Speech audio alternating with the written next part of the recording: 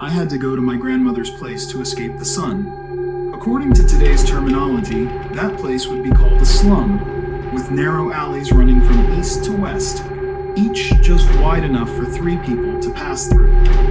Each alley housed more than 10 families, and the entire area was filled with small, low houses. Of course, my grandmother's house was no different. She had 6 daughters, so the top floor was divided into an even narrower space to make more rooms. I still remember when my youngest uncle was preparing for his high school graduation exams, he would stay up there, damp, stuffy, and smelling of mildew. Even though it was late autumn, just lying there for a while would leave you drenched in sweat. Most of the houses were self-built. Although old and dilapidated, they were quite sturdy. However, most of them lacked sufficient light. Even during the day, you couldn't see your hand in front of your face inside. Yet for the people there, it was still better than living in thatched huts. Each alley had 1 or 2 passages that connected from end to end, like a giant net. Or perhaps like a patch of fields covering the cracks and gaps. The children from every household, regardless of age, were all raised in a free-range manner. In the spring, they played marbles. In the summer, they tossed cards. In the fall, they spun tops. And in the winter, they threw snowballs. The kids' minds were always occupied with thinking of new ways to play. Back then, you could almost always see a group of little rascals, covered in sweat and dirt, running around wildly. Sometimes they'd been to busy adults, and though their parents would occasionally shout at them, they didn't have the time to manage them much.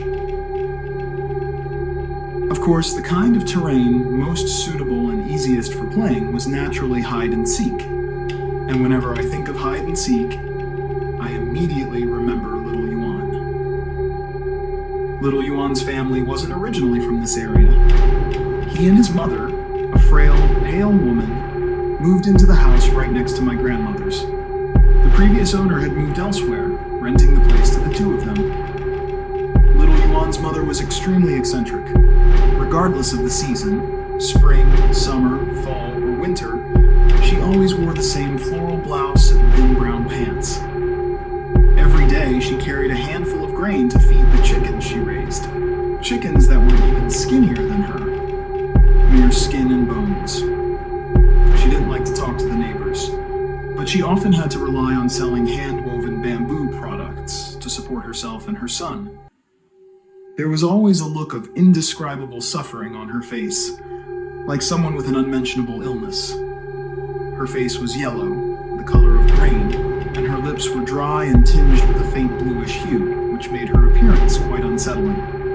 Every time she saw her son return home, her eyes betrayed an undisguised mix of disgust and fear, entirely at odds with her otherwise caring gestures. Her voice was always low, as if muffled by a veil or echoing from deep underground. In the summer heat, it sounded like the dying buzz of a cicada gasping for its last breath. Though this woman didn't enjoy being part of any lively gatherings, you could often hear her talking to her son. However, most of the time, it was only her voice, with little to no response from him. Occasionally, though, you'd catch a few of his words. Since Little Yuan spent most of the day outside playing, it was only in the evenings that the 2 of them would sit and talk. A few times, I woke up in the middle of the night to use the bathroom and heard some noises coming from their house. So I would sneak over and eavesdrop under their window. But the content of their conversations was strange, even confusing to me. Please, leave me alone. What more do you want from me? How long are you going to stay with me? Aren't you going to leave yet? Conversations like these, and Little Yuan's response was always the same, repeating just one word. No. I was curious about this strange mother and son duo, but at that time, the adults thought children were overly inquisitive. Even if I shared these stories with my grandmother or my mother, they would just give me a light smack on the bottom, playfully admonishing me before going back to their own tasks. Children around 5 or 6 years old only had question marks in their heads and were curious about everything, which is why I paid attention to Little Yuan. My grandmother's house was originally in a forested area, over over 100 years ago, towards the end of the Qing dynasty, a few fishermen came ashore and chose this spot to settle. In this area, children aged 5 to 8 or 9 could easily gather in large groups to play together. Since everyone's family background was similar and none were wealthy, the poorer kids seemed to enjoy helping each other out. So, after just a few days, little Yuan had made friends with everyone. However, there was something a bit odd about him.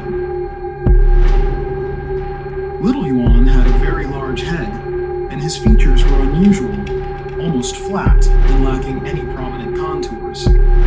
From a distance, he looked like a red balloon that had been inflated and then delicately painted to resemble a human face. His skull was big and round, adorned with a few strands of slick, wet hair, and beneath his thin, white scalp, the purple veins were clearly visible, resembling straws. His eyes were very small, with sparse eyelashes that made them look like 2 peas stuffed into a handful of flour. Yet, he enjoyed squinting while talking, and his nose was not high but rather wide and short, slightly sunken. His thick lips were always slightly curled upwards, remaining silent most of the time. Although little Yuan's mother was starving herself, she ensured her son had meat and fish to eat every day. She was so poor that she would go to the nearby pond to catch a few frogs to cook for him, even if it meant her hands were harmed by the toxic secretions of the frogs. Because of this, we children were quite envious of him. Furthermore, he didn't talk much, but when he did, he sounded very grown-up, often lecturing us, and everyone seemed to believe him wholeheartedly. Little Yuan's exposed skin was always swollen and had a translucent quality, like thinly peeled pigskin. And his hands were always wet. Each time I held his hand, it felt smooth and slippery, like grasping a bar of soap. Almost every time we played hide and seek, he always managed to find us, no matter where we hid. Under the 3-wheeled vehicle, in a bamboo basket, in a small dark room, or up in a big tree. We thought we were hiding perfectly, but before long, he would discover us. Every time this happened, little Yuan would appear behind you, slap your shoulder heavily, and then sneer, "I see you." According to the rules, the person who got caught was supposed to take a turn hiding, but little Yuan didn't seem to enjoy hiding at all. Everyone was happy to let him be the one to find us. However, once the game lost its balance, and he got caught too many times, it became less fun. When little Yuan eagerly invited everyone to play again, he was met with disdainful looks from the other kids. They would quickly disperse, leaving only me behind, while he would once again squint at the retreating figures without saying a word. "How do you always find us?" I asked him as we walked together. "You guys are too dumb. I've hidden in all those places countless times before." His response was as rude as ever, but I was used to it. "Then, is there a way to make it so that someone trying to catch you can never find you?" I asked him just before we reached his house as he was about to push the wooden door open. This time, little Yuan didn't answer right away. Instead, he pulled his hand back from the door, smiled mischievously, and came closer to me. He stretched out his hands and lightly placed his thumbs on my eyes. "Blindfold them like this. Press down hard with your thumbs, and they won't be able to find you anymore."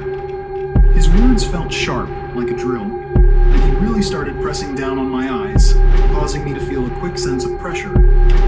Being over 5 years old, I immediately started to cry loudly. Little Yuan seemed to realize that things had gone too far, quickly withdrew his hands, and went into the house, leaving me behind to carefully rub my aching eyes. That night, I didn't fall asleep until very late. The sounds of my grandmother and mother murmuring lullabies to me faded away, replaced by the lingering words of little Yuan in my mind. Blindfold them? What a weirdo. I turned over, suddenly feeling that it was unusually hot tonight. Although the night breeze should have been quite cool, it felt weak and stifling. I realized I needed to pee, so I crawled off the bamboo bed, rubbing my still sore eyes as I headed to the bathroom. As I mentioned before, the alley was very narrow, and in the summer, the houses felt like a steam room. Everyone would put their beds and bamboo mats outside to avoid the heat. My grandmother's house was at the end of the alley, and none of the homes had toilets, so the adults had to walk over 100 meters to a public restroom. As for the children, they all used the nearby drain as a makeshift toilet. I got out of bed and noticed that the moon was up. Because there was so much stuff around, I carefully avoided the clutter and suddenly realized the neighbors were sleeping outside. I hadn't paid much attention to them before, but maybe my eyes were a bit sore that day, and I felt awkward looking at them. From where I stood, I could see several people lying outside their homes, completely still, like goods piled up, indistinguishable from one another. The silver moonlight filtered through the cracks of the old plastic tents, illuminating their bare skin in a strange way. It reminded me of a plastic mannequin factory nearby, a place that specialized in making mannequins for clothing stores. That day, they were unloading goods, and with the strong wind blowing, there were naked mannequins stacked on the empty ground, just like now. At my young age, I felt a bit shocked, unable to tell whether the things lying on the ground were real people or not. But after I finished peeing, I noticed that only little Yuan's house had no one sleeping outside. Ever since they moved in, no matter how hot the weather was, mother and son had never slept outside. They always finished dinner and went inside to close the door early. I was just about to sneak over to take a look, but suddenly the door creaked open and a figure slipped through the gap, bending down to exit. Then they stood up straight and closed the door behind them. I quickly squatted down beside a bamboo bed to get a better look, and it turned out to be little Yuan's mother. Her face was turned toward me, radiating an uncontainable sense of excitement and relief, as if she were a prisoner released from confinement, or a gambler anxious about the outcome of a bet.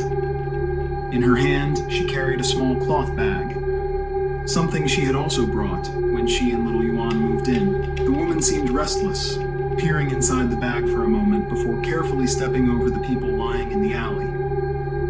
It wasn't easy for her. She hesitated for a moment, but ultimately chose to exit through the side of the alley near me. She passed right by where I was hiding and disappeared into the darkness. Luckily, she seemed too eager to leave to notice me. Just as I was astonished by why she was sneaking out at such a late hour, the wooden door that had been closed creaked open again. Little Yuan stepped out from inside, and his eyes didn't look small like I had seen during the day. Instead, they glowed like a cat's eyes. "You can't leave. I love playing hide-and-seek the most." Little Yuan's voice was low, sounding almost like that of an adult man, similar to my grandfather's. After that, he slipped back into the house. I felt a bit scared. The earlier heat faded away completely. Goosebumps rose on my arms as I crawled back into bed to sleep. The next morning, I was awakened by my family as I was getting ready to wash my face and have breakfast. I noticed little Yuan's mother serving him a bowl of noodles topped with a fried egg while he sat on the bench. Little Yuan looked quite pleased as he accepted the bowl of noodles. I could see the steam rising from the noodles, but he didn't seem to mind the heat at all. He slurped the noodles down in one go, barely bothering to chew, and in the blink of an eye, the bowl was empty. Little Yuan's mother didn't seem surprised by this. She just grimaced as she took the empty bowl back, biting her lip. After finishing his meal, little Yuan darted out the door and reminded me to eat quickly so we could go play together. I felt that what had happened the previous night was utterly unreal. Perhaps I had just dreamed it, and it had never really occurred. I reassured myself like that at that moment. A few days passed, and the summer heat began to wane. My joyful time at my grandmother's house was coming to an end. Counting on my fingers, I realized that tomorrow would be my last day. When little Yuan heard that I was about to leave, he simply said, "Oh," and then invited everyone to play hide-and-seek again. The other kids only played with him when there were no other games to enjoy. As expected, the outcome was clear. Little Yuan spent the entire afternoon catching everyone, and of course, course, I returned home with him amidst the complaints of the other kids. After dinner, everyone went to bed early. In the middle of the night, a sudden chill swept through, sharp as a knife against my skin. I closed my eyes and fumbled around, trying to find my blanket, but instead, I ended up touching something round and soft. When I opened my eyes, I found little Yuan squatting next to my bed, and my hand was resting on his head. He stared at me with wide eyes, his nostrils flaring. Naturally, I let out a scared yelp, but he quickly covered my mouth with his hand. "Come with me," he said, turning his back and heading outside. I felt strangely compelled, and I actually followed him without hesitation.